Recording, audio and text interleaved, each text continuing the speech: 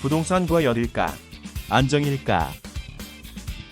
문재인 정부 들어 땅값이 2천조 원이나 올라서 우리나라 토지의 시가총액이 1경 1,500조 원에 육박했다고 지난 화요일 발표했습니다.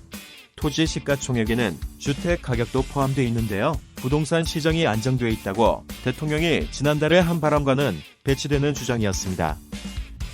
국토부는 경 1년의 계산이 틀렸고 실제 토지 시가총액은 8,300여조 원이라고 반박하며 공개 토론까지 제안을 했는데요. 경실련과 이 내용을 공동으로 발표한 정동영 의원은 대통령이 현실을 모르고 있다고 강력하게 비판했습니다.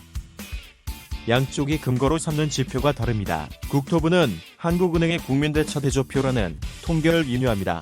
그래서 2년간 실제 오름 땅값은 1,000조 원이라는 거죠.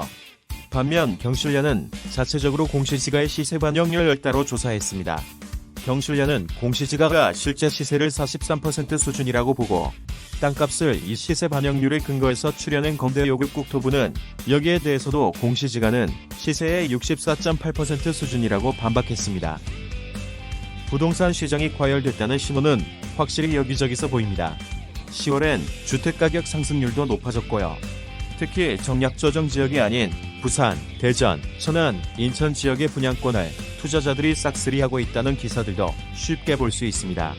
실제 전국 미분양 주택은 10월에만 4,000호나 감소했을 정도로 미분양 주택이 빠르게 줄고 있습니다. 간접적인 신호도 보입니다. 인터넷 부동산 카페 글들의 조회수나 부동산 검색이 늘어났습니다. 식빵에서 밥을 먹다 보면 옆 테이블에서 어디가 얼마 올랐다느니 지금 어디를 사야 한다느니 하는 말들도 들릴 정도입니다. 2017년과 2018년엔 사상 최대 수준으로 주택 가격이 올랐습니다. 2년간 주택 가격이 970조 원이나 상승했고 특히 2018년의 증가폭이 컸습니다. 2018년 한 해에 630조 원이 올랐는데 조사 이래 가장 큰 상승입니다. 문재인 대통령은 현재 부동산 시장은 안정화되어 있지만 서울의 일부 고가 아파트를 중심으로 가격이 다시 오르고 있다고 했는데요. 대통령은 올해의 변화한 부동산 시장을 토대로 언급한 것이 아닐까 싶습니다. 경실련의 자료는 2018년까지만 나온 자료인데요. 솟구치던 지난해와 달리 올해 상반기엔 전반적으로 주택 가격이 약세였습니다. 하반기에도 전반적으로 변동폭이 크지 않았지만 일부 고가 아파트들은 가격이 급격하게 올랐습니다. 집값에도 양극화가 심해진 겁니다.